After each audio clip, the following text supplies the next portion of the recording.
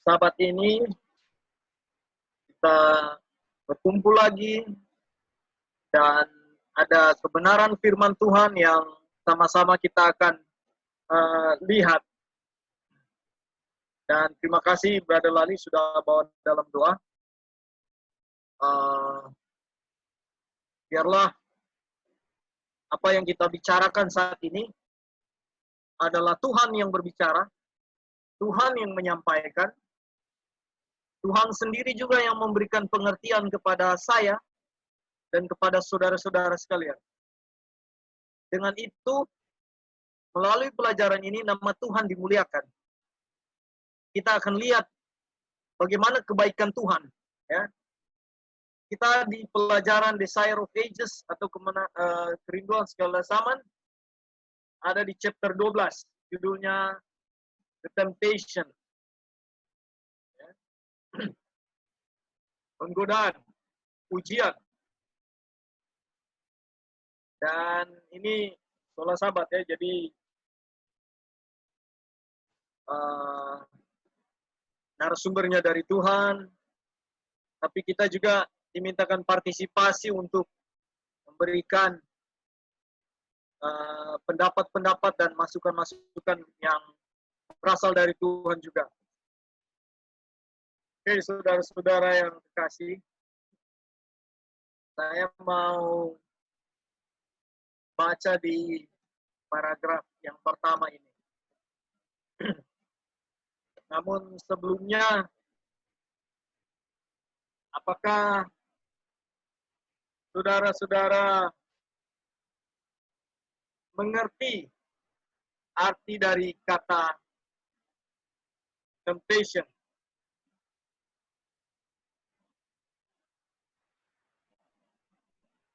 Temptation.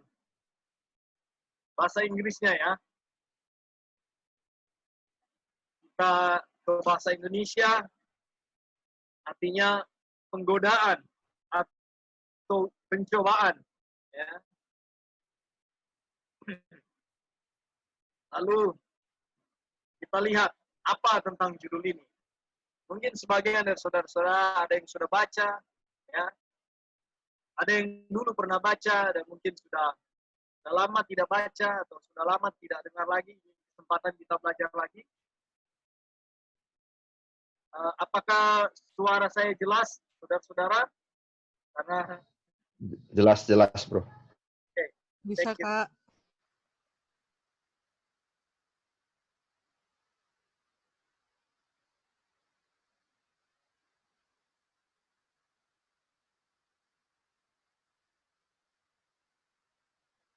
Ya, hujan cukup begitu deras di sini. Oke, baik. Paragraf pertama. Dan Yesus yang dipenuhi Roh Kudus kembali dari Yordania dan dipimpin oleh, maksudnya sungai Yordan ya, dipimpin oleh Roh ke padang gurun. Kata-kata Markus masih lebih tegas lagi. Dia berkata, segera Roh membawa dia ke padang gurun dan dia berada di sana selama 40 hari di padang gurun atau di padang belantara ya, dicobai oleh setan dan bersama dengan binatang buas, dan pada masa itu dia tidak makan apa-apa. Kalau kita baca Desire of Ages 114.1 ini, paragraf pertama ini, kita lihat dari bahasanya benar-benar matching dengan judulnya. Benar-benar dalam ujian dan pencobaan. And he was there in the wilderness 40 days. Dia ada di sana, di padang gurun, padang belantara, selama 40 hari. Ya. Tempted of Satan. Dicobai oleh setan.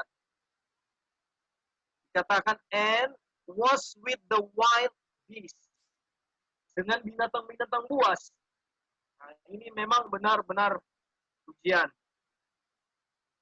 Saya ingat waktu kita di country living, ada ular yang kecil, 1 ekor lewat.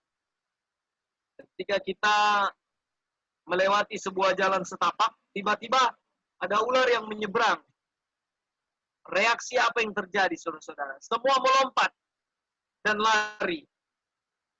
Perasaan yang kaget, ya, dan sedikit ketakutan, sedikit kepanikan itu terlihat di wajah kita waktu ada di jalan setapak itu.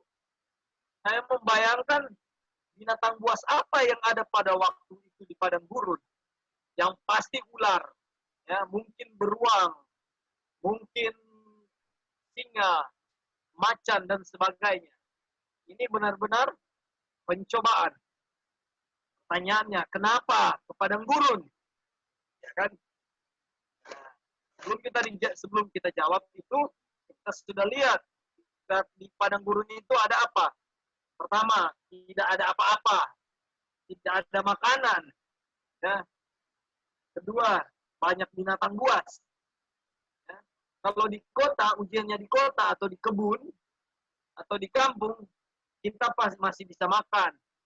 Kalau ada binatang buas, masih bisa kita atasi. Kenapa? Di kebun itu banyak orang yang lalu lalang untuk berkebun.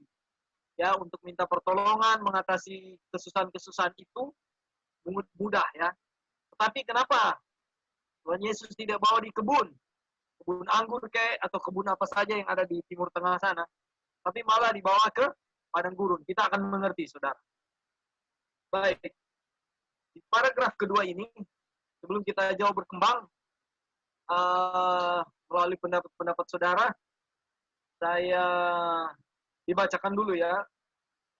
Saya minta apakah Sister Wanda boleh baca? Wanda Honda. Bisa, Kak? Oke. Thank you. Iya. Ketika Yesus dibawa ke padang belantara untuk dicobai, ia dipimpin oleh Roh Tuhan. Dia tidak mengundang godaan. Dia pergi ke padang belantara untuk mengasingkan diri, untuk merenungkan misi dan pekerjaannya. Dengan puasa dan doa, dia harus mempersiapkan dirinya untuk jalan berlumuran darah yang harus dia tempuh. Tetapi setan tahu bahwa juru selamat telah pergi ke padang belantara, dan dia pikir itu waktu terbaik untuk mendekatinya. Oke, Sister Wanda, apa yang Anda lihat? Jadi di sini sudah jelas ya bahwa Yesus itu dibawa ke padang belantara untuk dicobai, dan di sana dia dituntun oleh Roh Tuhan. Dan di sini juga dibilang bahwa dia tidak mengundang godaan di sana. Jadi istilahnya Tuhan Yesus bukan mau cari-cari supaya untuk diuji ya, tetapi dia justru memang dibawa di sana untuk dicobai. Dan di sana dia di padang belantara itu dibilang di sini dia pergi untuk mengasingkan diri dan merenungkan misi dan pekerjaannya. Dan dia di sana juga dia berpuasa, dia berdoa, dia mau mempersiapkan dirinya ya. Dia punya dia mempersiapkan dirinya. Dia sudah tahu apa yang akan dia lewati. Di sini dibilang jalan berlumuran darah yang harus dia tempuh. Dan kalau kita lihat ya,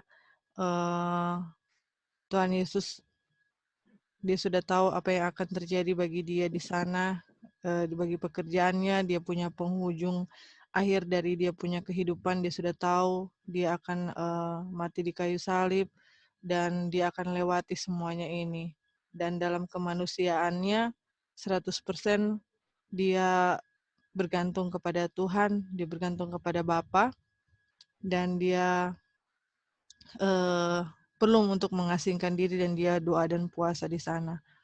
Dan di sini juga dibilang bahwa setan tahu bahwa juru selamat telah pergi ke padang belantara, dan dia pikir itu waktu yang tepat untuk mendekatinya. Jadi karena setan tahu Tuhan Yesus di sana mau berdoa dan berpuasa, dia pikir oh ini kesempatan yang tepat untuk dia mau goda Tuhan Yesus di sana. Dan kita jadi ingat ya waktu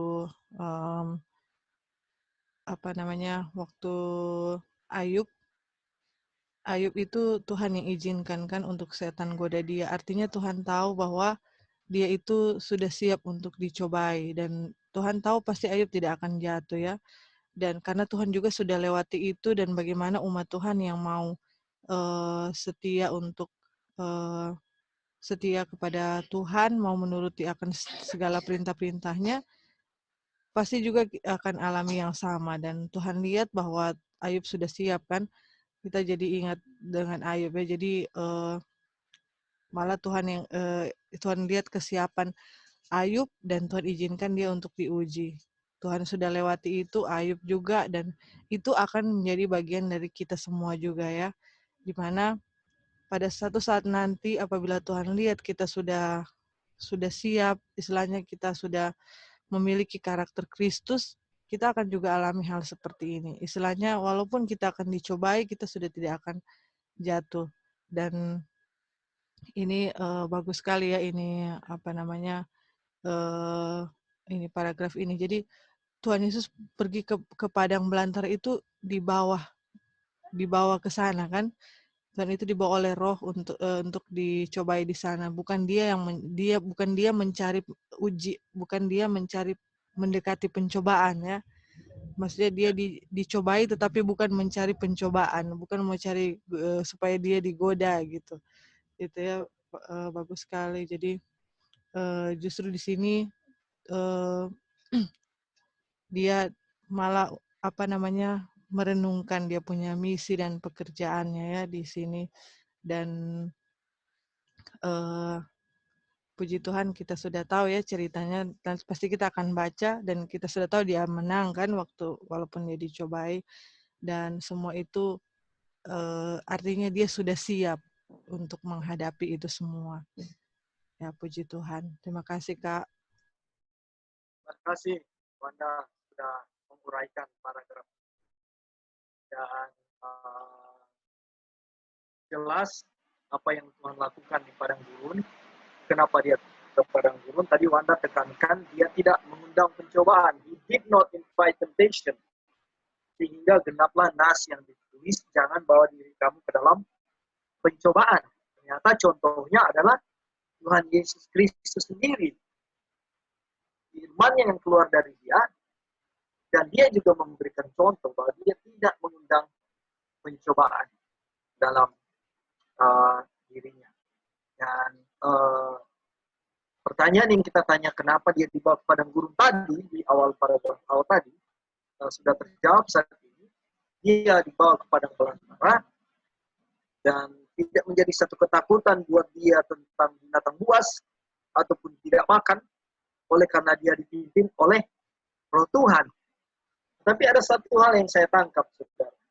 Ketika ada di padang belantara, ya, ketika saudara saya ada di padang belantara, dan kita dipimpin oleh Roh Tuhan, itu bukan berarti satu jaminan bahwa kita tidak akan diuji, tidak akan dicobai. Ya, yang penting bukan kita yang mencari pencobaan, membawa diri dalam pencobaan. Ya.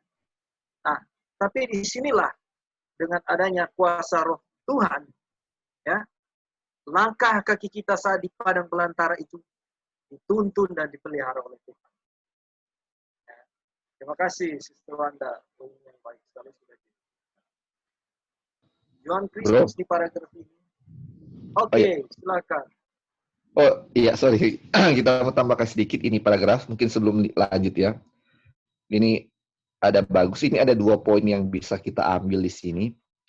Ini poin pertama, ini kan kalau kita baca di sini, ini yang bilang ini ada 3 rasul ya. Jadi 3 ini pertama, perjanjian baru pertama, Matius, Markus, Lukas tulis tentang ini kan. Jadi kalau kalau kita baca di Matius, kita ingatkan John 10-nya bilang kalau kita mau baca Roh Nubuat harus balik lagi ke Alkitab kan, dia punya perkataan apa.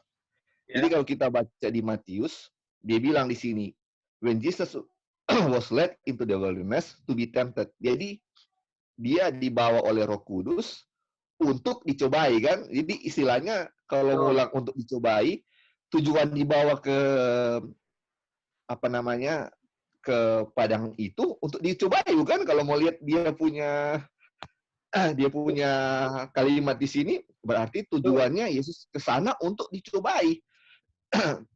Tetapi kalau kita baca di Markus dan Lukas, dia bilang di situ Yesus pergi ke padang gurun dan dicobai iblis.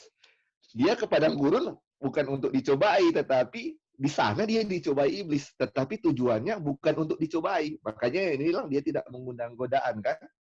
Kalau dia ke sana dibawa oleh Roh Kudus untuk dicobai, berarti Roh Kudus sengaja untuk membuat Yesus dicobai kan.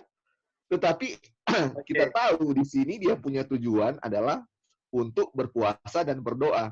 Itu tujuan Roh Kudus bawa dia ke padang gurun. Tujuan utama itu bukan untuk dicobai.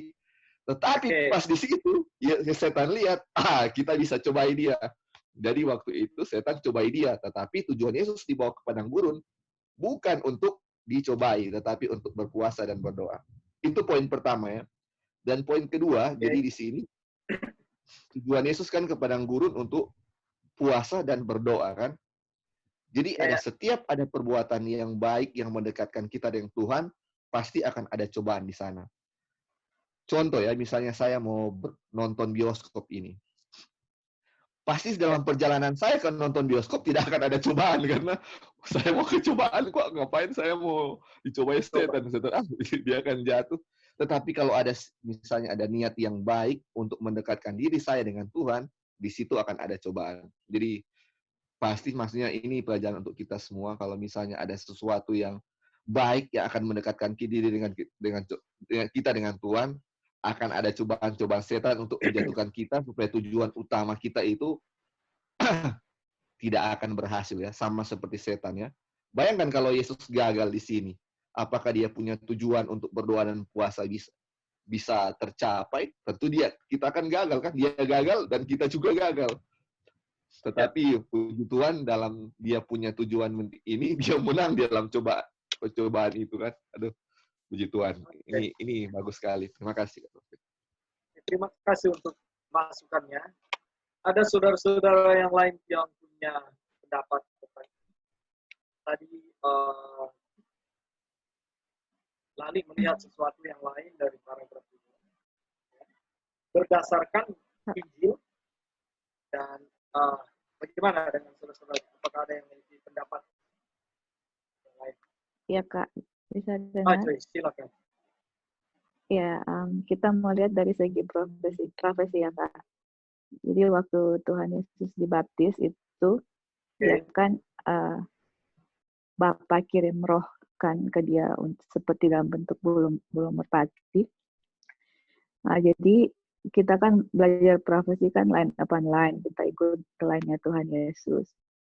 Waktu Lali mention mengenai Matius, Markus, dan Lukas mengenai Tuhan Yesus di padang belantara bukan untuk dia sengaja ke sana untuk dicobai, tapi itulah kesempatan setan untuk mencobai dia.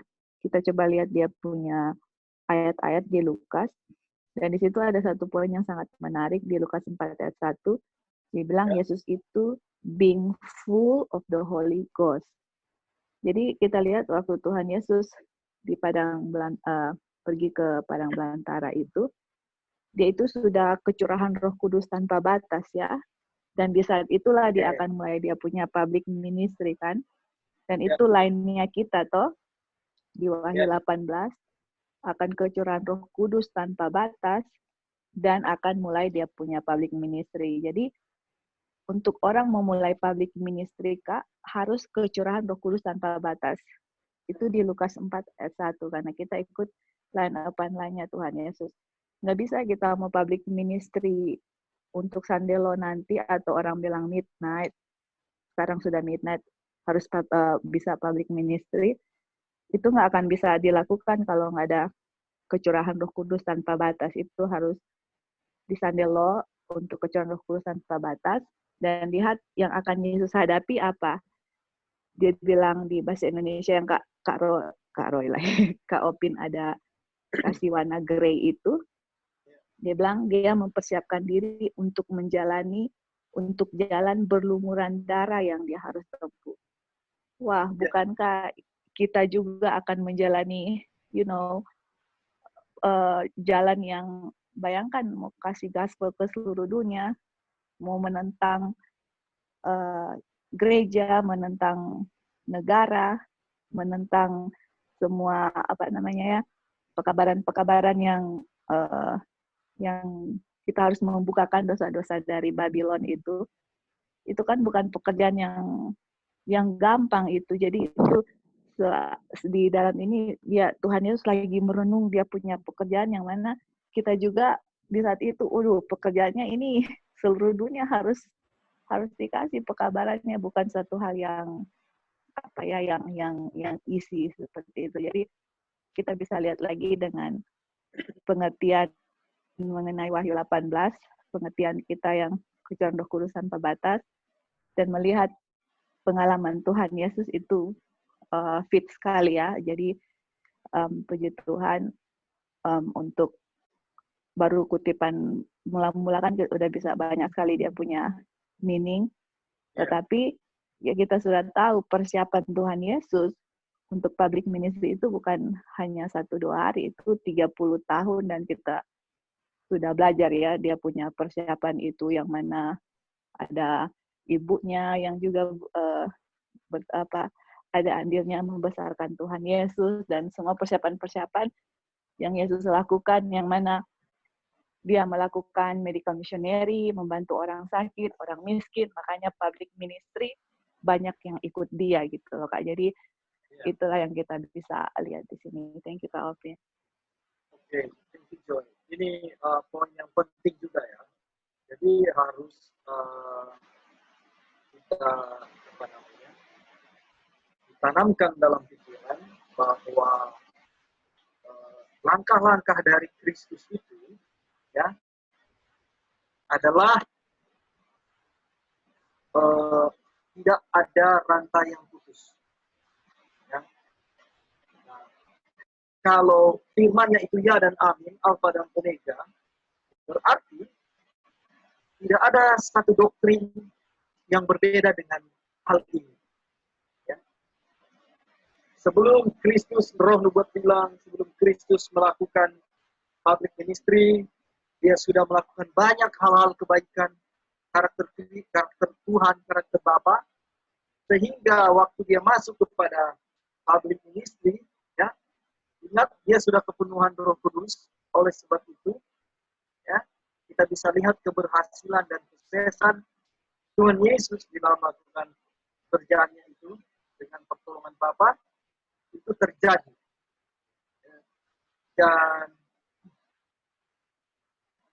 harus kuat di dalam pikiran kita bahwa firman Tuhan yang kita ikuti bukan teori-teori manusia.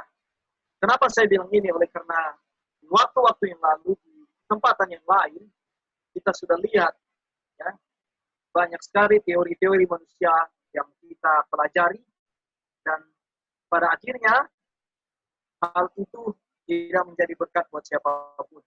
Nah, dan terima kasih Joy untuk poin yang baik ini. Nah, masih ada pendapat yang lain kira-kira?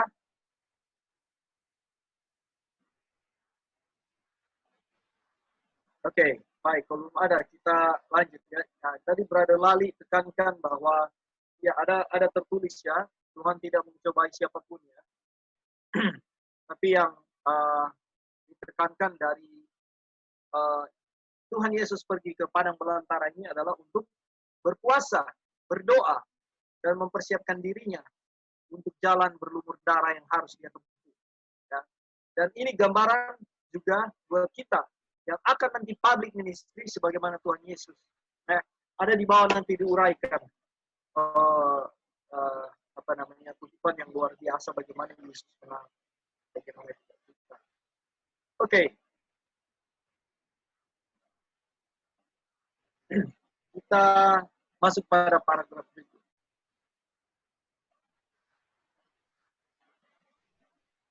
Saya mau baca ya. Nasib besar dunia ini dipertaruhkan dalam konflik antara pangeran terang dan pemimpin kerajaan kegelapan. Setelah menggoda manusia untuk berbuat dosa, setan mengklaim atau menyatakan bahwa bumi itu sebagai miliknya dan menyebut dirinya sebagai pangeran dari dunia ini, raja dari dunia ini. Ini yang setan lakukan setelah dia mampu melumpuhkan Hawa, ya, dengan mulutnya yang berbisa. Ya, dia mengklaim bahwa dunia ini adalah miliknya. Ini pekerjaan setan. Kita lanjut. Setelah menyesuaikan diri dengan sifatnya sendiri sebagai ayah dan ibu dari ras manusia, ya, dia berpikir untuk membangun kerajaannya di sini. Di mana? Di dunia. Ya. Dia menyatakan bahwa manusia telah memilih dia sebagai penguasa. Ini sifat mementingkan diri sendiri. Sifat yang terlalu pede, ya, terlalu percaya diri. Gak ada yang angkat dia, tetapi dia mengangkat diri sendiri. Dia menyatakan dirinya, ya, bahwa dia adalah penguasa. Ini jadi sifat-sifat setan ini kita perhatikan, jangan ada di antara saudara dan saya. Ya. Kalau kita ada memiliki satu situasi dan keadaan yang menyatakan itu sifat setan, segera minta ampun, bertobat, dan dengan kuasanya sifat-sifat itu ditinggalkan. Kenapa? Karena kita sedang dalam pembentukan karakter. Ya. Minta Tuhan untuk dimampukan melihat karakter Kristus, memandang kepada Kristus saja, bukan kepada karakter yang lain atau kepada keadaan yang lain. Ya. Baik. Itu yang setan kerjakan dan lakukan. Kita masuk kepada paragraf berikutnya. Brother Roy, apakah bisa available untuk baca? Ini masih bicara setan. Oleh pengendaliannya atas manusia, dia memegang kekuasaan atas dunia. Kristus datang untuk menyangkal klaim setan. Sebagai anak manusia, Kristus akan berdiri setia kepada Tuhan. Dengan demikian akan diperlihatkan bahwa setan belum menguasai sepenuhnya umat manusia dan bahwa pengakuannya atas dunia adalah salah.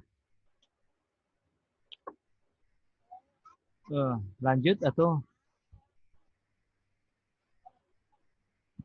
Bro, coba bawa kursornya ke antara dua halaman itu di tengah-tengah, halaman atas dan bawah, baru double klik situ. Bukan, ke atas lagi, 3 cm. Nah, di situ, double klik situ. Double klik, bisa nggak? Oh, oke. Gitu ya? Nah, coba. Ini Nah, ya? ini udah tersambung kan? Nah, oke. Oke, bro. Oke. Semua yang menginginkan pembebasan dari kuasanya akan dibebaskan. Kekuasaan yang telah hilang Adam karena dosa akan dipulihkan. Oke, bro. Apa yang Anda lihat?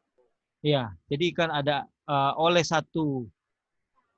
dosa Adam, oleh pelanggaran Adam semua manusia telah jatuh dalam dosa, tapi oleh penurutan dari Yesus maka semua orang juga punya kesempatan untuk diselamatkan, kan itu ada kutipannya kan, ada kutipan. Dan inilah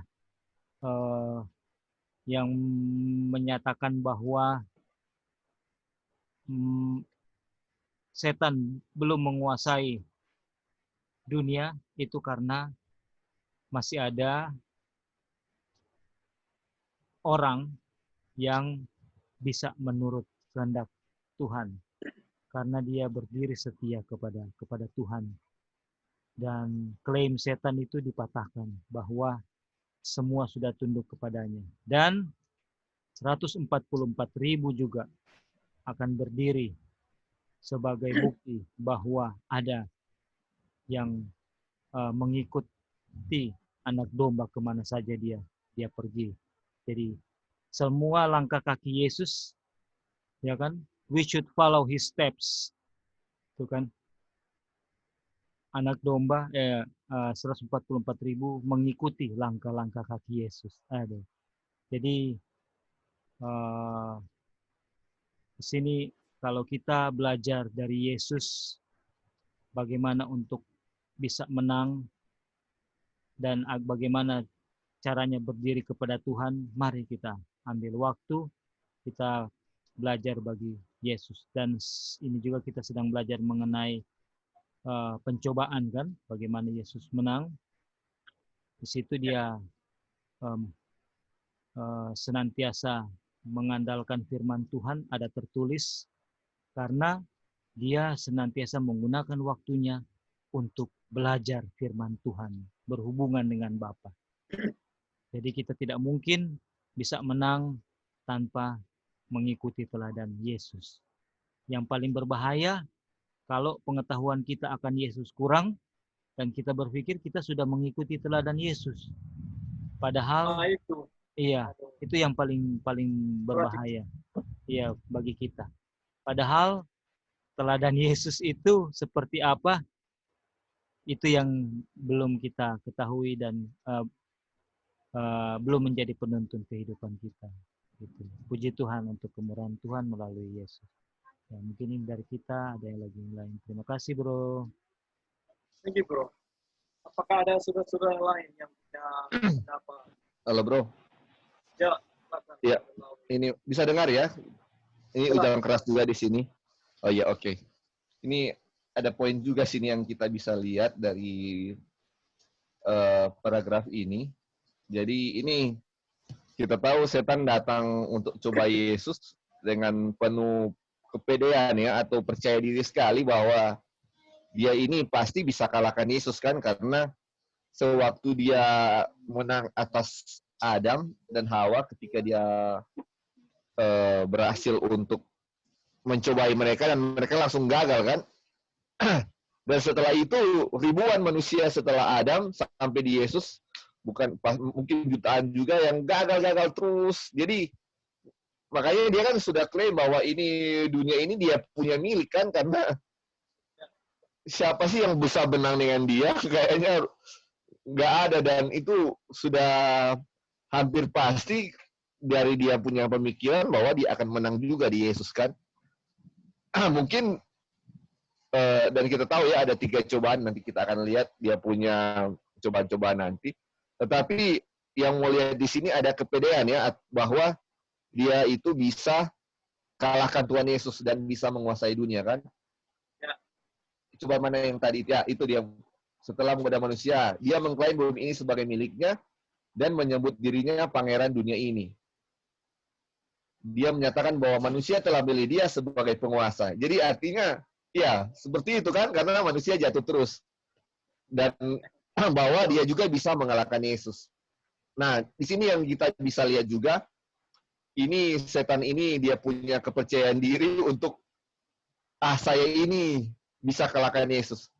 Kadang-kadang sebaliknya juga, kadang-kadang kita sebagai umat Tuhan mengklaim bahwa, aduh kita ini milik Tuhan, atau kita ini 144.000 dan orang lain bukan 144.000. Jadi kita pede sudah sama seperti setan ini pede bahwa dia bisa lakukan setan, kita pede ini 144.000. Tetapi setelah dicoba ini akhirnya bertolak belakang dari apa yang kita percayai selama itu kan.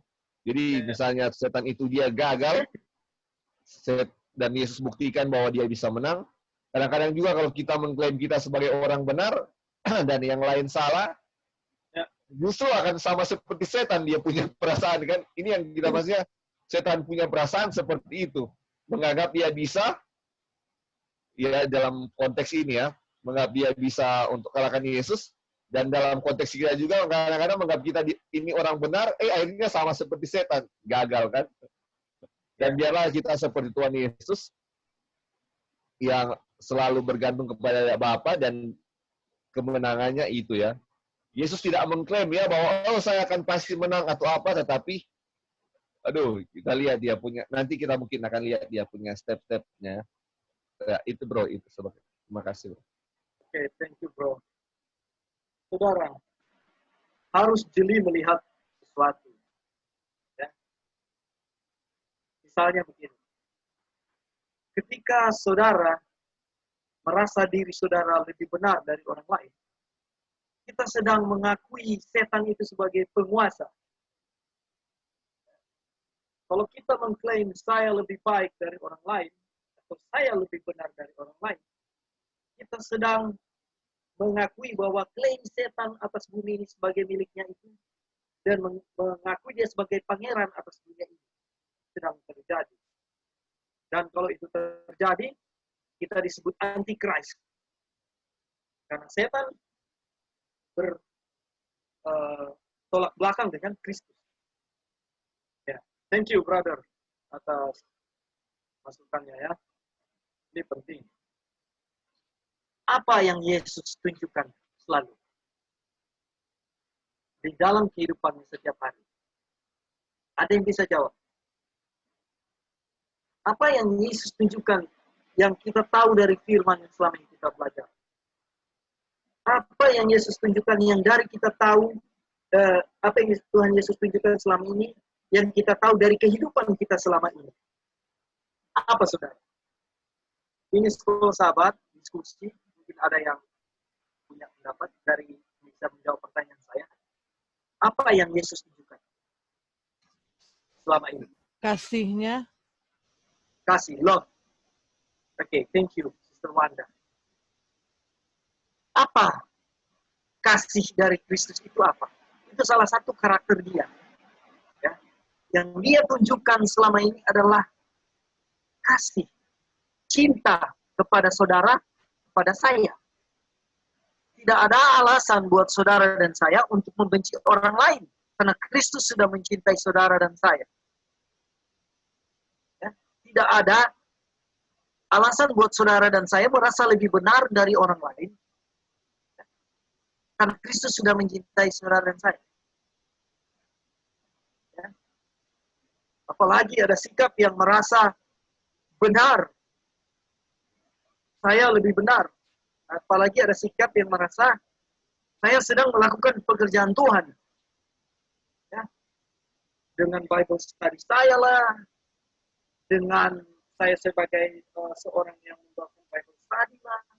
Dengan saya sebagai seorang yang sedang melakukan pekerjaan Tuhan, ya, itu semua kebanggaan yang semu yang dimiliki oleh orang Farisi. Bukan itu.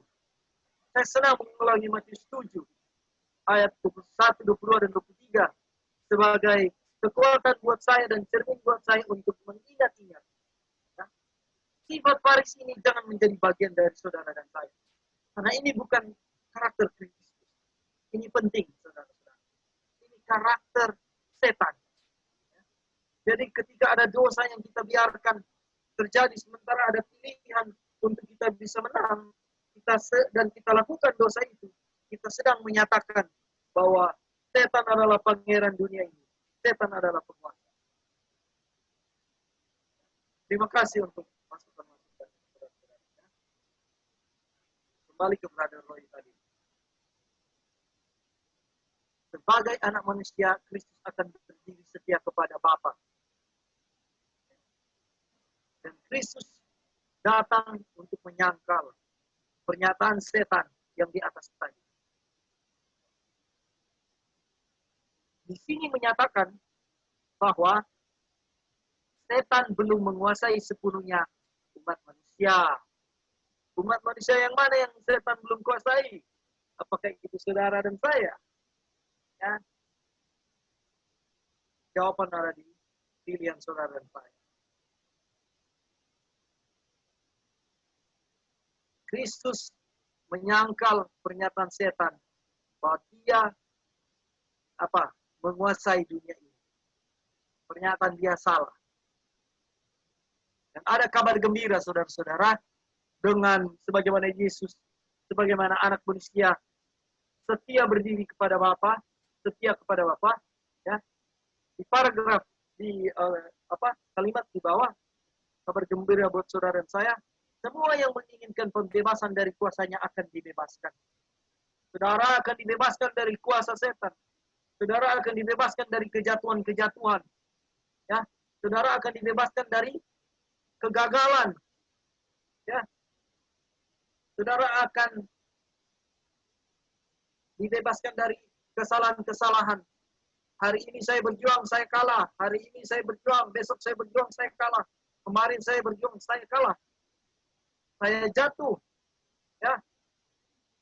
Hari ini saya diuji, saya jatuh. Kita akan dibebaskan dari kekalahan-kekalahan itu. Ya. Kekuatan Adam yang telah hilang karena dosa akan dipulihkan.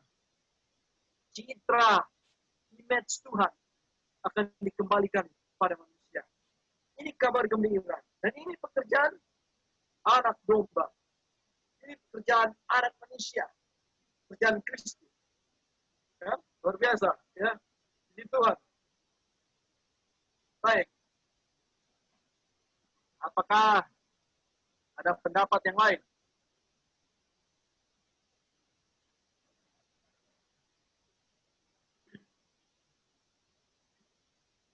Oke, kita masuk kepada paragraf berikut. Apakah Brother Victor available untuk baca paragraf yang berikut ini?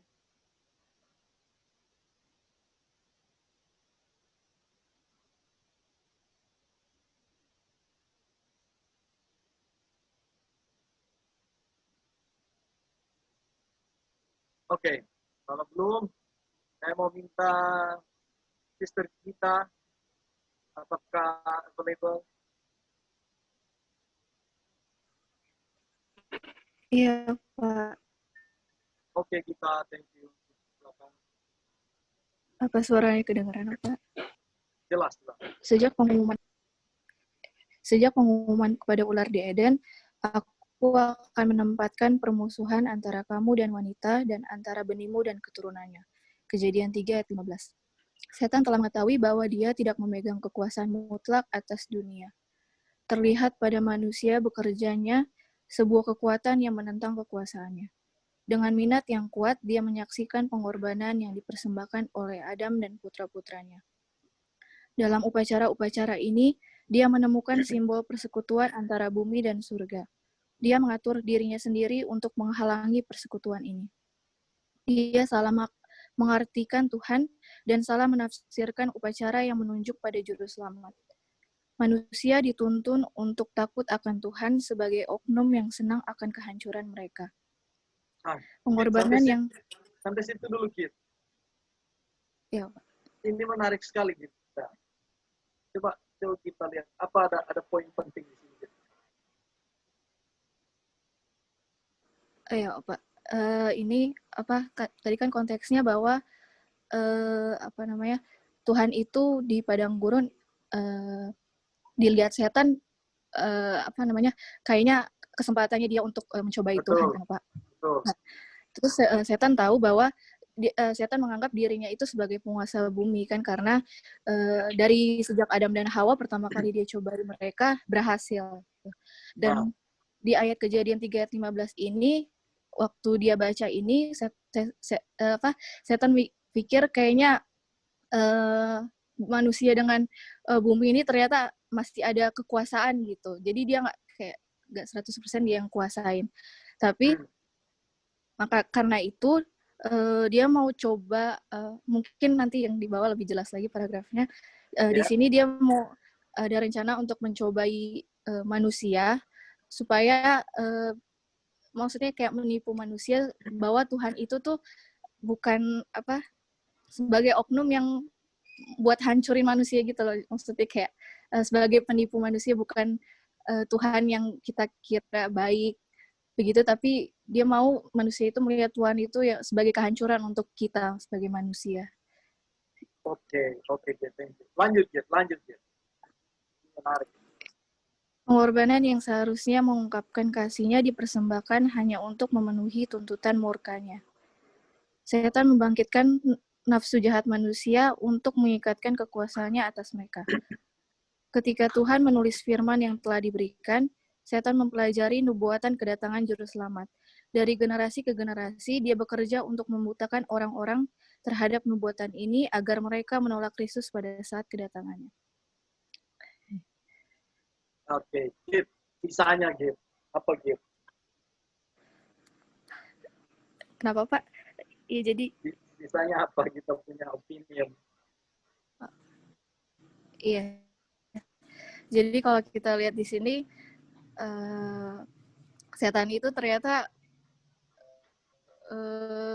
dia juga mempelajari nubuatan gitu, bahkan lebih daripada kita. Dia benar-benar.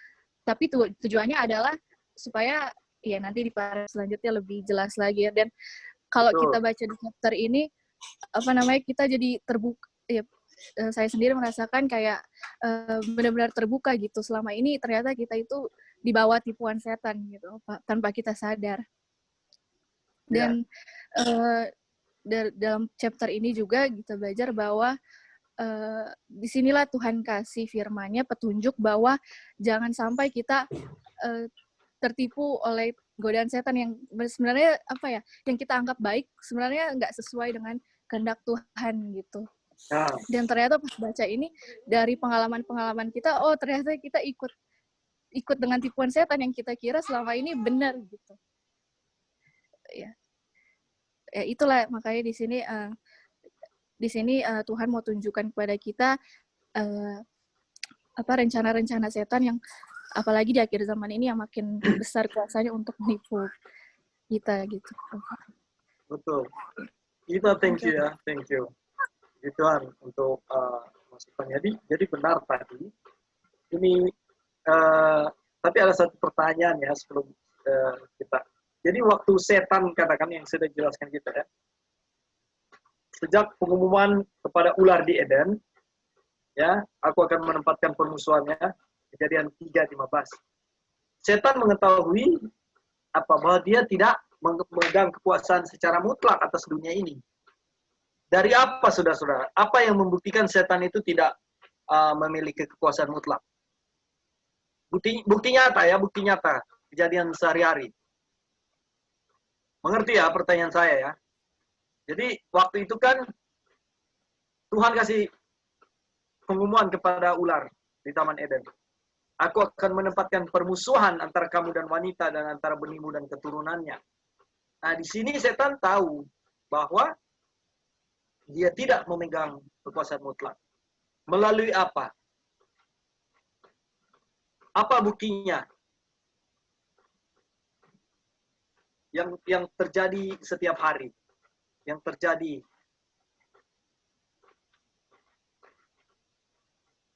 Ada yang lihat? Ada yang mampu lihat ini? Ada yang mengerti? Atau ada yang bisa jawab? Apa buktinya setan itu tidak memiliki kekuasaan mutlak terhadap saudara dan saya?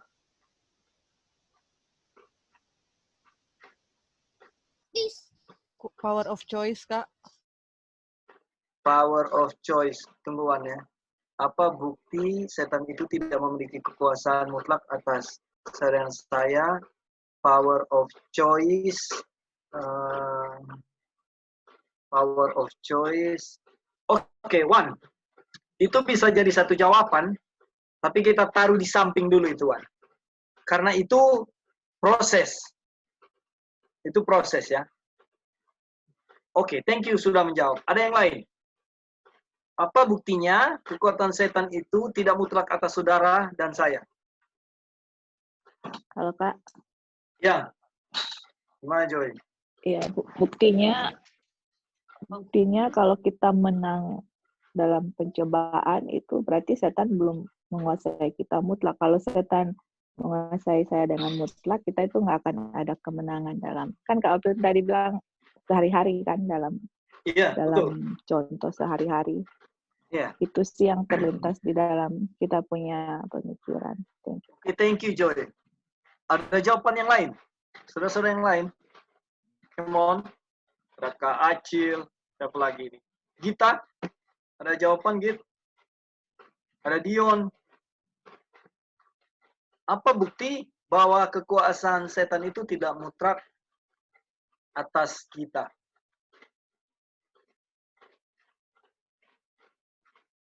Joy sudah jawab tadi. Ada jawaban yang lain? Wanda sudah jawab, tapi Wanda punya jawaban kita taruh di samping, nanti kita hubungkan sebentar ya. Tidak ada yang salah dengan jawabannya Wanda. Gimana, Git? Halo, bro. Iya. Oh, silakan kita. Ya, silakan kita. After kita. Git.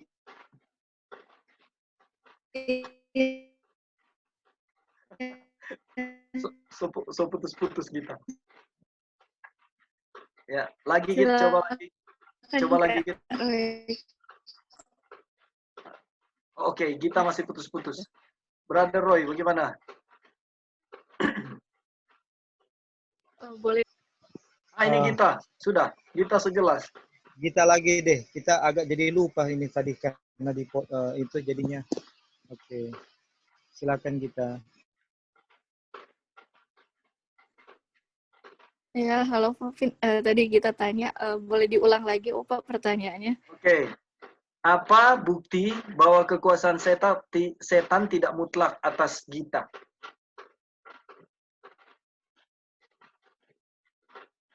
Karena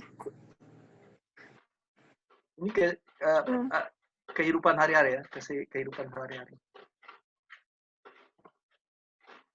Apa buktinya?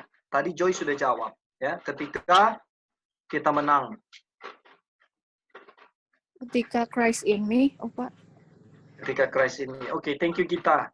Brother Roy, sudah Pak Inga? Sudah Pak Inga, Brother Roy? Apa tuh mau bilang? Iya. Bukti bahwa dalam kehidupan sehari-hari setan tidak menang mutlak kepada kita kan? Artinya, ya, kalau dilihat dulu secara prinsip, itu kan selama dengan adanya second probation bagi setiap orang, kesempatan kedua bagi keturunan Adam, itu kan mutlak ya, belum menang sepenuhnya. Dan dibuktikan juga oleh waktu di Taman Eden, waktu gospel pertama dikumandangkan, ya kan, aku akan mengadakan permusuhan antara perempuan dan ular ini, bla bla bla. Itu di situ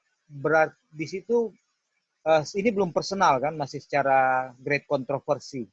Di situ jelas bahwa Tuhan masih berdiri di pihak manusia. Artinya ada kesempatan di situ kan, ada kesempatan yang dibuktikan oleh dengan dikenakan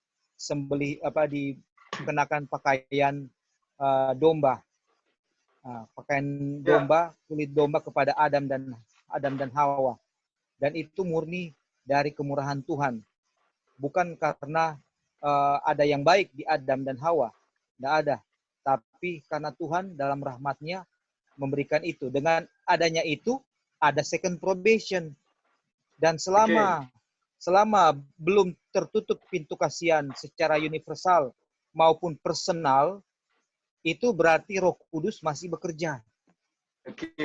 Masih ada bisikan Roh Kudus yang akan mengingatkan kita untuk sesuatu yang benar, kekuatan untuk menurut itu masih ada karena masih bekerjanya Roh Kudus.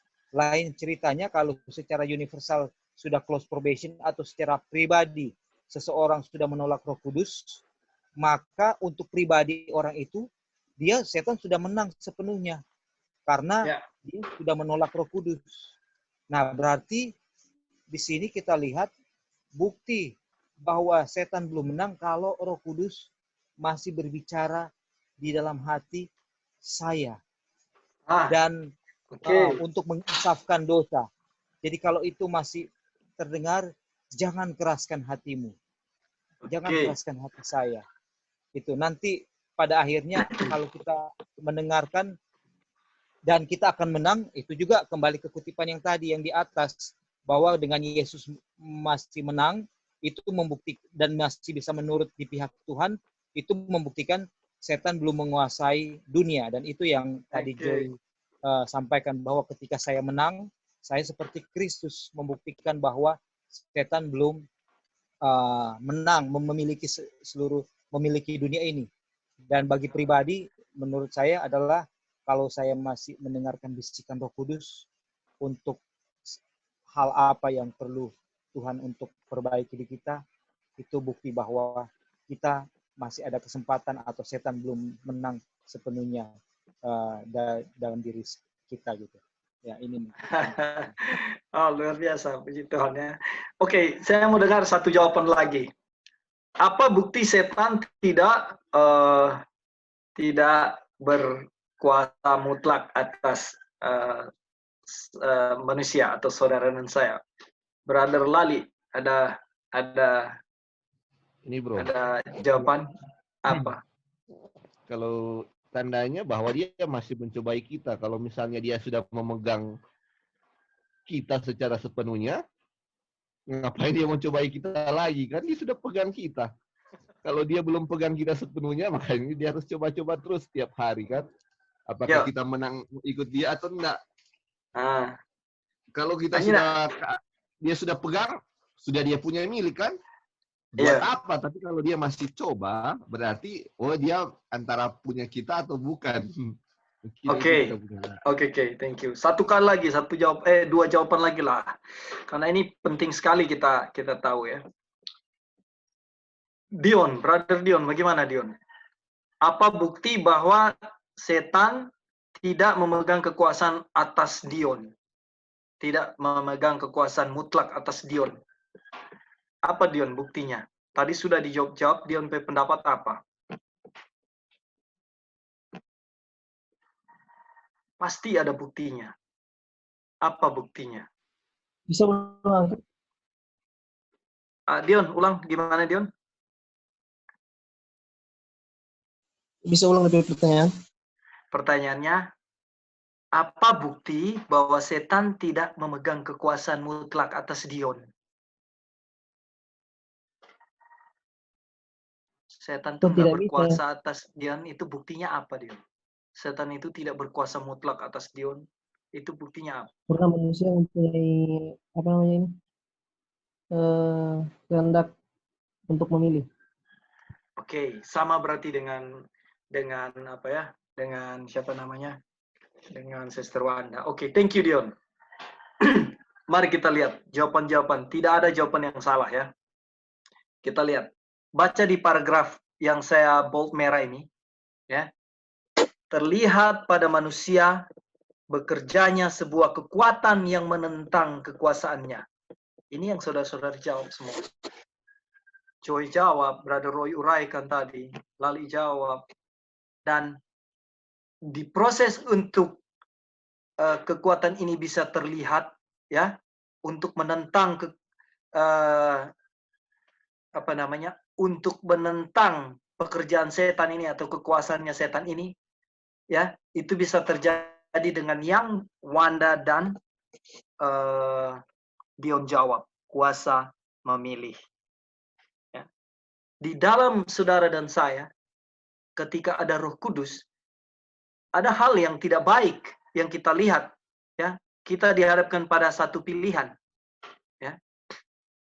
Dan ketika kita menolak itu, itulah yang disebut kekuatan menentang kuasa iblis. Di situ ya. Itulah kekuatan yang menentang kuasa iblis. Kekuatan siapa itu saudara-saudara? Kekuatan Bapa. Ini poinnya. Dan itu masih terlihat dengan keadaan ini, dengan segala situasi ini, di mana ketika saudara memilih yang baik, ya, ketika saudara mengatakan tidak, ya, dengan semua Roh Kudus yang bekerja di dalam kehidupan saudara dan saya, itulah kekuatan yang menentang kuasa iblis. Dan ini penting. Mengapa saya angkat pertanyaan ini? Ini penting. Dan saudara dan saya yang menginginkan pembebasan dari kuasa iblis itu akan dibebaskan. Kabar gembira, saudara-saudara. Thank you. Terima kasih untuk semua jawabannya. Tuhan dimuliakan ya. Kita lihat lagi.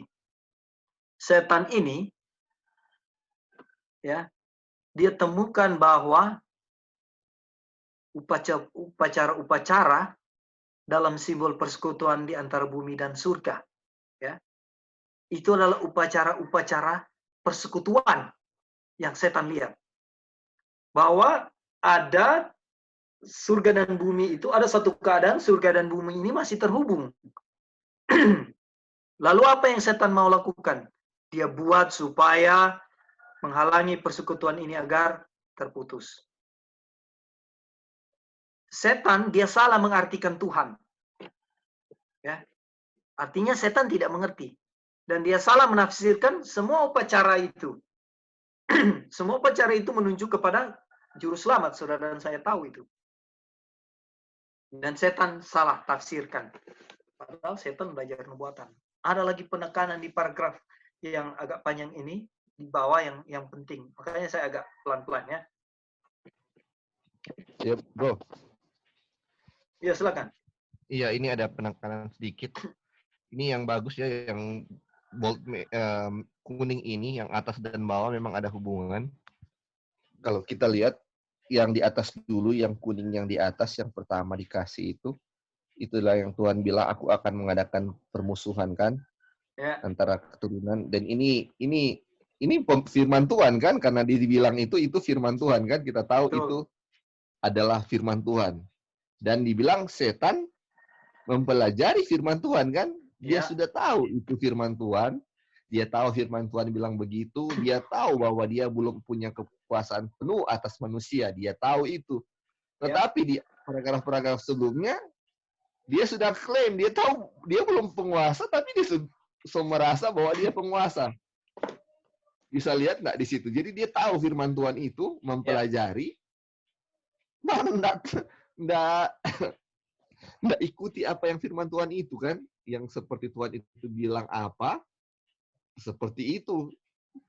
Dia sudah tahu firman Tuhan bilang A misalnya, tetapi dia nak berakting atau dia nak act apa ya bahasa Indonesia, dia nak act sesuai dengan apa yang dia pelajari. Itulah setan kan. Tujuannya dulu. Kenapa tujuannya dia belajar tuh buat apa dulu itu? Itu justru dia belajar untuk menghalangi umat Tuhan. Kalau misalnya firman bilang begini, dia akan putar balikan kan.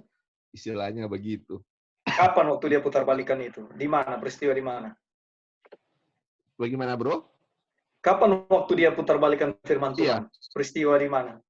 Kayak tuh persembahan itu kan, korban itu kan sebenarnya merujuk kepada Tuhan Yesus. Jadi korban bakaran itu dibuat, itu merujuk kepada kematian Tuhan Yesus untuk menebus dunia. Malah dia balikan bahwa kita harus korbankan korban supaya Tuhan tidak marah ke kita. Itu kan bertentangan balik kan? Itu salah satu. Harusnya itu merujuk ke Tuhan Yesus. Malah dia bilang, harus kasih korban supaya Tuhan tidak murka kan? Itu ya. Makanya ini yang kita mau bilang di sini, maksudnya yang ini ada firman Tuhan seperti ini. Firman Tuhan sudah bilang begini, tetapi kadang-kadang kan kita sama seperti setan kan, tidak melakukan apa yang Tuhan bilang. Tahu setan bilang, Tuhan bilang, dia tahu dia belum berkuasa sepenuhnya, tetapi berakting bahwa dia sudah kuasai sepenuhnya kan, seperti paragraf tadi yang di atas itu, bahwa dia sudah miliki umat Tuhan sebagai pangeran atau sudah berkuasa lah atas bumi karena sudah menang atas Adam kan.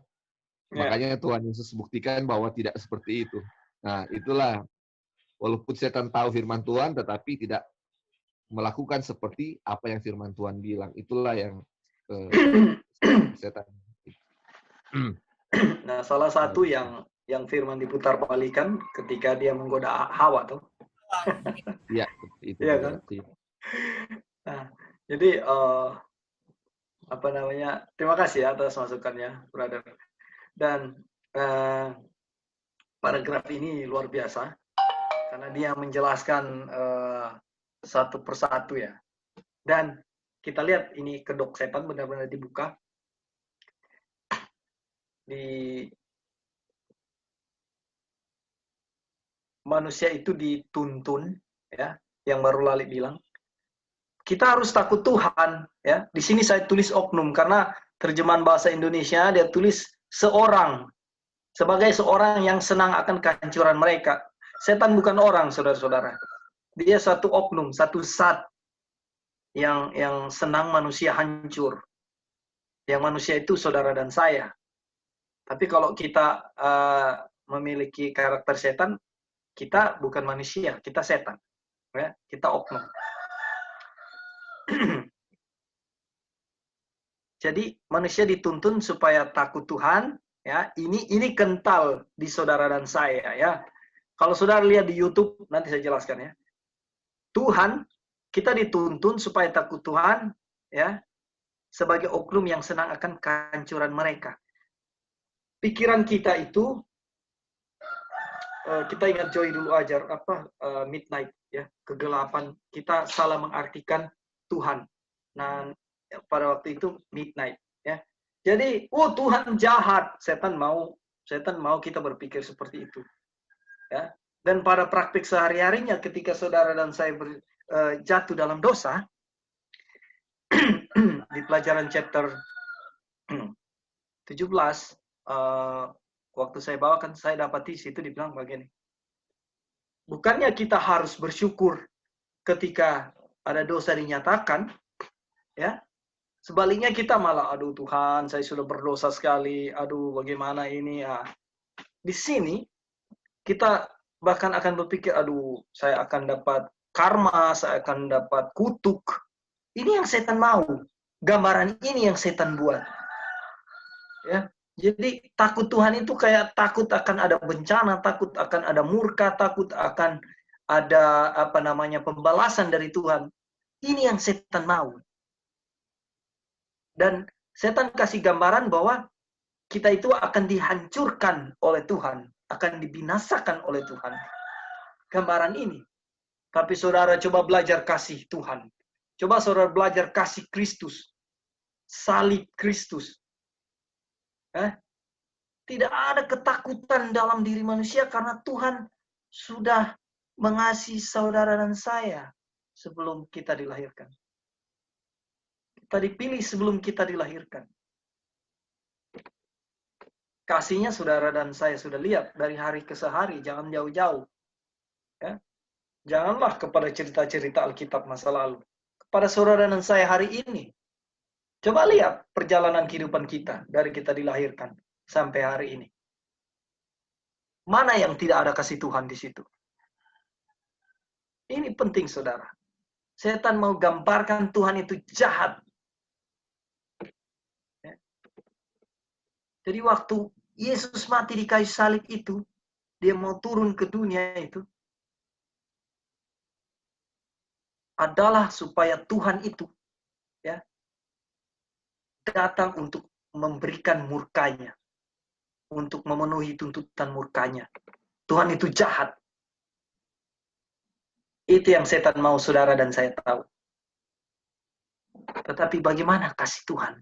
Bagaimana kebaikan Tuhan kepada saudara dan saya setiap hari? Apa saudara mau lihat bahwa ini Tuhan jahat? Ya? Kemarin saudara bikin dosa, hari ini saudara masih hidup. Minggu lalu, tahun lalu, bulan lalu, saya masih bikin satu kejahatan dosa di mata Tuhan. Saya masih hidup. Saya masih makan. Saya masih diberkati. Apakah Tuhan seperti yang setan jawab, bilang? Setan membangkitkan nafsu jahat manusia untuk mengikat kuasanya atas saudara dan saya. Nafsu jahat apa? Nafsu jahat makanan. Nafsu jahat tidak bertarak dalam segala apapun. Nafsu jahat di dalam pikiran untuk merasa saya lebih benar dari orang lain. Banyak nafsu jahat yang setan tebarkan bagi saudara dan saya. Kita lihat ke bold kuning ini ya, paragraf yang kuning. Ketika Tuhan menulis, ini sudah disinggung Brother Lali, tapi saya mau ulangi lagi ya. Ketika Tuhan menulis firman yang telah diberikan, setan mempelajari nubuatan kedatangan juru selamat. Setan belajar seperti saudara dan saya, saudara-saudara. Apa yang dia pelajari?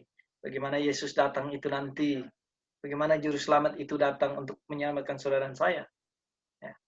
Dari generasi ke generasi dia bekerja untuk membutakan orang-orang terhadap nubuatan ini. Saya mau tanya, Tuhan mau datang lagi tidak?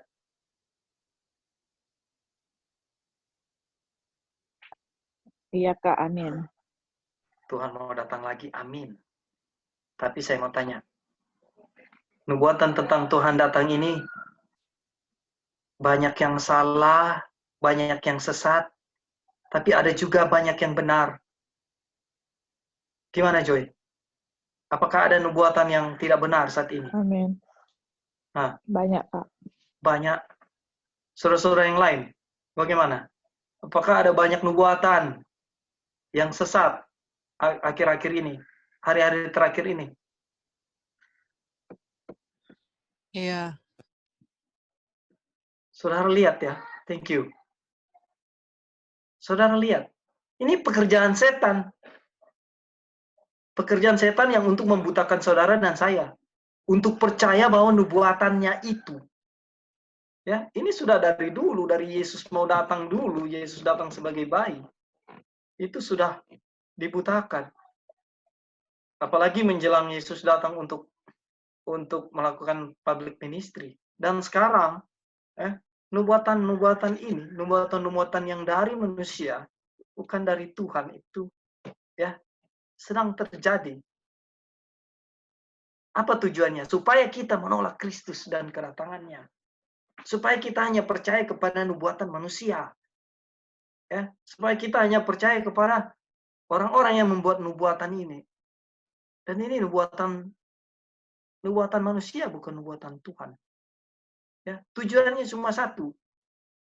Ketika ada nabi-nabi palsu ini, tujuannya cuma ada satu. Supaya kita menolak Kristus dan kedatangannya. Saya mau tanya, apakah 5 darah yang bijaksana kaget tidak waktu itu? Bahwa dia tidak memiliki minyak yang cukup. Apakah dia kaget? Kaget. Kaget ya? Yang bodoh ya, yang bodoh, yang bukan. Sorry. Maaf, yang bodoh maksud saya. Apakah gadis-gadis yang bodoh ini kaget ketika mereka tidak memiliki minyak? Dia kaget. Kenapa kaget? Karena baru bangun. Kalau dia tidak tidur, dia tidak kaget mungkin. Ya, atau mungkin selama dia memiliki persiapan yang sesuai dengan yang Tuhan mau, tidak akan kaget. Lalu kenapa ada yang bijaksana memiliki minyak yang cukup? Itu kan pertanyaannya. Ya. Nubuatan siapa yang diikuti? Manusia atau Tuhan? Ada yang mau punya pendapat, silakan. Halo Kak. Ya, Joy, silakan. Jadi kalau kita lihat di Tuhan Yesus, setan mempelajari nubuatan, jadi dia bikin orang salah interpretasi yang mana kedatangan Tuhan Yesus itu dia akan datang sebagai raja, membebaskan mereka dari kekuasaan Roma, itu kan. Jadi karena tidak terjadi, makanya orang tolak Tuhan Yesus gitu. Dan tadi bagus sekali Kopin kasih aplikasi di zaman kita gitu ya. Jadi di zaman kita itu pasti akan lebih banyak errornya karena setan tahu sudah dekat saatnya, dan kalau kita terima error, kita ujung-ujungnya sebenarnya untuk menolak Kristus kan, that's it gitu loh. Yeah. Jadi kalau kita lihat ada nubuatan misalnya, terus hasil dari interpretasi dari nubuatan itu tidak menghasilkan karakter Kristus, itu usaha setan, Kak. Tapi kalau nubuatan kita pelajari yang mana di situ ada karakter Kristus, agape love-nya, dan semuanya itu mengenai Kristus, itulah yang Tuhan mau. Itu sebenarnya salah satu tujuan dari nubuatan adalah untuk supaya kita menerima Kristus. Kan the third angel's message itu kan Revelation 14, first Yeah. angel's message, second and third, itu kan prophecy kan. Jadi the third angel's message itu kan untuk menerima Kristus. Jadi banyak yang kita lihat orang-orang, ini saya bukan mau ngomong orang lain dan merasa dia lebih benar, enggak ya, tapi ini kenyataan yang kita bisa lihat bahwa Yeah. orang banyak sekali fokus di satu profesi, tapi nggak pernah atau mau singgung bagaimana untuk kita bisa menerima Kristus. Dan pelajaran First Angel's Message kan bagaimana dengan Jones, bagaimana supaya kita menerima righteousness-nya Kristus ya. Dan setan tahu itu. Dan setan akan buat sebagaimana mungkin untuk mengalihkan pikiran kita, belajar whatever lah, kita bisa fill it in the blank. Tapi yang penting ujungnya jangan terima Kristus gitu. Karena kalau kita terima Kristus, habis dia gitu loh. Kalau kita terima Kristus, kita itu akan menang. Dan itu setan nggak mau. Jadi dia bikin anything, whatever, di dalam bentuk study Alkitab apa, tapi akhirnya ujungnya Kristus dan karakternya nggak ada di situ. Ya itulah sebabnya kalau memang penuh harus betul-betul mengundang Tuhan Yesus benar-benar untuk menuntun kita semua dalam kebenaran, karena bahaya sekali kalau kita mau menginterpretasikan nubuatan terus salah interpretasi, ujungnya tidak menerima Kristus dan karakternya, akhirnya kita bisa hilang, tapi dalam angan-angan hati dan pikiran kita itu yang sudah akan lebih dulu masuk surga, sudah merasa bijaksana seperti itu, Kak. Thank you. Ya, thank you Joy. Puji Tuhan ya. Kita mau, tadi Joy ada bilang tentang buah-buah ya. Nah, saya mau tanya, kalau bagaimana saudara bisa tahu bahwa itu buah mangga? Ketika saya taruh ada beberapa buah di dalam sebuah kantong plastik hitam, atau buah itu tertutup, bagaimana saudara bisa tahu? Dari baunya kali, Kak. Kalau ketutup. Oke. Bau, dari bau bisa. Tapi saya mau kasih jauh ini. Misalnya jauh, saya posisinya 25 meter. Saya teriak dari jauh, Joy, ini buah apa? Apakah Joy bisa tahu? Nggak bisa. Nggak bisa. Jadi untuk bisa tahu, kita harus apa? Harus tanam dulu, berbuah, baru tahu ini mangga. Well, maksudnya ini sudah buah, Joy. Selain makan. Iya, kalau makan harus lihat dekat. Proses. Thank you Dion. Harus lihat. Oke. Ya. Jadi untuk tahu buah itu buah mangga, saudara dan saya harus lihat. Kita ke Matius 12 ayat 33. Jika satu pohon kamu katakan baik, maka baik pula buahnya. Jikalau satu pohon kamu katakan tidak baik, maka tidak baik pula buahnya. Sebab dari buahnya pohon itu dikenal. Saudara, tidak ada salah, ya. Tidak ada hal yang salah dengan melihat. Ya. Ketika kita melihat sesuatu, ya, dan ketika kita berkomentar bahwa ini bukan buah yang Tuhan inginkan, saudara dan saya tidak dipersalahkan. Kita tidak sedang menghakimi orang lain. Oleh karena dari buah-buahnya kita bisa melihat, bisa mengenal. Ya. Jadi saudara mau melihat sesuatu, wah ini bukan buah-buah kebenaran. Saudara bukan ada di posisi menghakimi. Ya. Tapi kalau saudara datang kepada orang dan bilang, kamu ini tidak benar, disitulah kita disalahkan. Itulah kesalahan kita. Tapi ketika ada satu panorama, satu keadaan yang Tuhan suguhkan buat saudara dan saya untuk melihat, buah-buah Kristus ada enggak? Ya, kepada kita yang Bible study berjam-jam setiap hari. Ya, kepada kita yang menguasai Kejadian sampai Wahyu. Ya. Apakah kita memiliki buah-buah itu? Ini satu tanggung jawab yang besar buat saudara dan saya. Apakah orang melihat kebenaran Kristus di dalam mulut saudara, mulut saya yang hebat membawakan firman Tuhan? Ya. Mengerti akan firman Tuhan. Ini penting, saudara. Jangan sampai ini diabaikan. Jangan sampai setiap hal-hal yang kita anggap benar itu justru mengakui bahwa setan adalah pangeran dunia. Setan adalah raja saya. Jangan, saudara. Ini penting. Dari buah-buahnya saudara dan saya dikenal. Apakah orang-orang di sekeliling kita, ya, atau orang-orang di wadah kita melihat Kristus di dalam diri saya atau di dalam dirimu? Ini penting. Ya. Boleh saya bertanya? Oke, silakan. Kita ini kan surat yang dibaca orang ya. Betul, Kak Sus. Oke. Bagaimana kita mengarahkan kepada diri kita sendiri? Apakah Yesus ketika sesuatu ujian atau cobaan yang Tuhan izinkan, apakah Yesus itu ada di dalam diri saya atau di luar? Ya, yeah, that's the point. Itu poinnya. Wahyu Betul. 3 ayat 20. Jadi kita Yeah. melihat diri kita sendiri, pengalaman pribadi kita. Iya, betul. Betul. Jadi kasus pertanyaannya adalah siapa saya gitu. Ujilah saya Tuhan.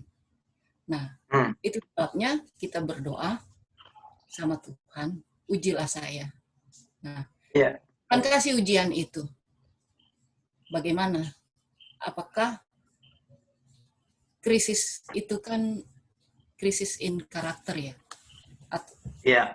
Jadi ketika krisis itu ada, apakah Yesus bersama-sama saya atau tidak?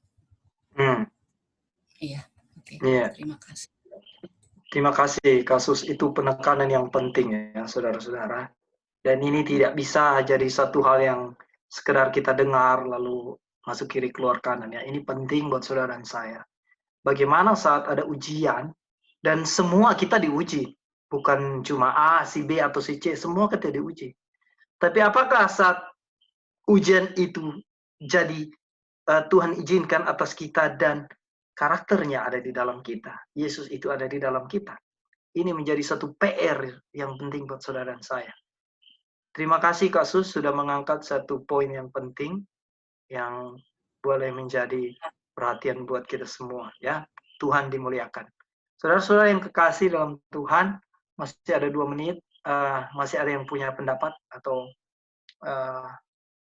apa saja ya sebelum kita tutup regarding pembahasan kita ini, sehubungan dengan pembahasan kita ini. Ya bro. Ya silakan brother. Dari bacaan ini yang ada di depan kita ini, di sini ternyata setan dibuat gemetar ya. Ketika Amin. pada saat pemufakatan damai itu di surga direalisasikan kan. Pada saat jam di surga berbunyi, teng, kita nggak tahu seperti apa, tapi dia berbunyi. Saat itulah Yesus Mikael akan mengenakan, dibilang sebuah tubuh sudah disediakan bagiku. Saat itu Yesus akan mengenakan tubuh, atau Yesus itu kan nama setelah di dunia. Jadi Mikael ya, Mikael akan mengenakan tubuh manusia, di mana dia akan lahir sebagai seorang bayi Yesus. Dan ternyata waktu itu terrealisasi, itu ternyata setan gemetar. Dan di bawah ini dikatakan bahwa dia tidak bisa mendalami misteri dari pengorbanan besar ini. Jiwa egoisnya tidak dapat memahami cinta seperti itu untuk ras yang tertipu. Jadi dia bilang, ya kok bisa? Harusnya Tuhan sudah meninggalkan manusia yang sudah berdosa ini. Yang sudah istilahnya pada saat jam Yesus harus lahir, itu malaikat saja yang datang ke Yerusalem dan ke kota-kota di mana seharusnya umat Tuhan berada, itu tidak sedang menantikan dia. Ya. Dan seharusnya malaikat itu sudah kembali ke surga dengan pesan yang memalukan. Ya kan, sampai akhirnya dia ketemu gembala di padang yang sedang membicarakan mengenai Mesias. Ya. Padahal kondisinya manusia tidak ada yang menantikan dia. Dan seharusnya menurut setan sudah harus panjang sabar Tuhan sudah harus tinggalkan. Tapi kemudian lahirlah bayi Yesus. Dan ini ternyata membuat setan gemetar dan tidak bisa memahami kok bisa. Dan dia gemetar. Kenapa dia gemetar? Karena denominasinya atas dunia ini ternyata dia belum mendenominasi. Yang dibuktikan oleh cerita selanjutnya setelah Yesus mulai besar dan seterusnya. Sampai mati di salib. Waduh. Ini satu pointing yang spesifik mengenai ternyata setan juga gemetar pada saat Yesus lahir. Ini kelahiran Yesus itu adalah John 3:16. Mulainya John 3:16 untuk panggung dunia. Tapi untuk panggung surga, John 3:16 sudah dimulai sebelum itu. Sejak pemufakatan damai. Tapi untuk panggung dunia, baru dimulai sejak kelahiran Yesus. Dan ini mengingatkan kita kembali bahwa betapa Tuhan mengasihi kita dan bukan hanya dalam bentuk kata-kata, tapi direalisasikan dalam bayi Yesus yang lahir dan kita tahu sampai mati di salib karena imannya. Dia punya iman kepada Bapa sehingga dia menghidupkan kehidupan yang tidak pernah berdosa, bahkan karena ketidakberdosaannya itu tidak sesuai kehidupan surgawi, tidak cocok untuk dunia ini, sehingga harus dimusnahkan dari dunia ini. Buktinya dia dimusnahkan. Istilahnya setan berpikir memusnahkan dia dengan dia disalib. Ternyata dia punya karakter itu sudah masuk ke pencuri yang di samping salibnya kepada murid-murid yang kemudian mencatat itu dalam Injil Gospel yang kita baca, dan sampai sekarang kita dengan iman bisa terima itu. Kita mau untuk mau untuk ada keinginan, kerinduan untuk menurut karena Roh Kudus, karena kebaikan Tuhan yang masuk. Itulah hasil daripada kematian Yesus yang membuat setan gemetar. Dan saat ini dia gemetar kalau dia melihat hasil daripada kelahiran bayi Yesus, yaitu adanya orang-orang yang mau menurut kehendak Tuhan, itu yang mengatakan dosa itu dosa, ya, dan memiliki kasih yang begitu dalam sehingga menyatakan karakter Kristus, karakter Bapa. Itu membuat dia gemetar. Kenapa? Karena inilah yang akan membuktikan kedoknya, yaitu dia adalah yang akan mengalahkan dia dari pertempuran di surga. Pertempuran di surga adalah pertempuran argumen yang menyatakan Bapa itu jahat, bla bla bla, kita sudah tahu semua. Tapi pembuktiannya itu ketika 144.000 dan umat-umat tebusan berdiri tanpa cacat celah, di situ setan punya kedok terbongkar. Aduh, puji Tuhan. Puji Tuhan. Thank you. Ada satu sifat yang harus menjadi perhatian buat kita. Sifat atau karakter yang bertolak belakang antara Bapa dan setan dan Tuhan, ya, setan dan Bapa, ya, yaitu meninggikan diri, self-exalt. Ya. Nah, sifat ini, sifat yang meninggikan diri ini, jangan sampai masuk ke dalam setiap aspek kehidupan kita. Ya. Oleh karena ini sifat yang sesat. Saudara mau bekerja, saudara mau country living, saudara mau menyampaikan firman Tuhan, saudara mau berpendapat, saudara mau berbuat baik kepada orang lain, ya. Saudara mau menyumbang uang saudara, harta saudara, ya, apapun itu. Ya. Jangan sampai ada muatan karakter iblis ini, meninggikan diri. Jangan, saudara-saudara. Motif-motif meninggikan diri ini untuk supaya saya dipuji, untuk supaya saya dilihat hebat, untuk supaya saya dilihat luar biasa, ini adalah sifat setan. Terima kasih untuk semua pendapat, terima kasih untuk semua masukan, bacaan. Ya. Karena saya percaya semua ini hanya untuk kemuliaan nama Tuhan. Terima kasih Brother Roy sudah menjelaskan. Ya, siapa? Tambah sedikit sebelum di closing. Kasus, ya silakan. Iya, tentang meninggikan diri ya. Ya. Ketika kita sadar bahwa saya salah, di situ kerendahan hati mengakui ya, untuk datang kepada Tuhan, berdoa.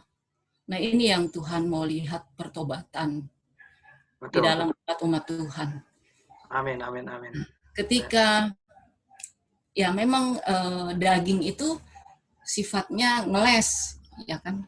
Nah inilah meninggikan diri ngeles, tidak mau mengakui bahwa saya salah. Nah disinilah Tuhan mengajarkan bahwa saya harus belajar seperti Tuhan Yesus yang mempunyai kerendahan diri, mau mengakui kesalahan dan mengampuni orang lain. Amin, amin. Ketika kita melihat orang itu bersalah, jangan kita banggakan dia salah, gue benar. Nah, seperti itu. Nah, memojokkan seseorang. Tetapi bukan itu yang Tuhan mau, bahwa puji Tuhan, Tuhan bekerja di dalam kehidupan dia mau bertobat dan dia mau mengakui. Nah, itulah. Betul. Yang Tuhan umat-umat Tuhan. Karena Tuhan mau semua selamat ya Kak Sus. Tidak ada satu yang ketinggalan ya. Terima kasih Kak Sus untuk poin yang baik. Tuhan dimuliakan. Dan ini jadi pelajaran buat saya pribadi dan buat saudara-saudara sekalian juga. Untuk Brother Roy, terima kasih sudah menjelaskan paragraf yang akan dilanjutkan sahabat depan.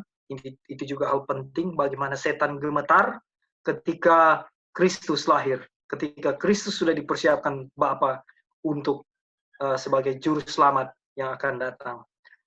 Bapak, saudara-saudara sekalian, biarlah Tuhan dimuliakan melalui percakapan kita, melalui Bible study ini, dan biarlah semua yang sudah kita pelajari menjadi kekuatan buat saudara dan saya untuk bertumbuh di dalam kebenaran Kristus, untuk bertumbuh di dalam iman, oleh karena kita semua rindu untuk dimeteraikan.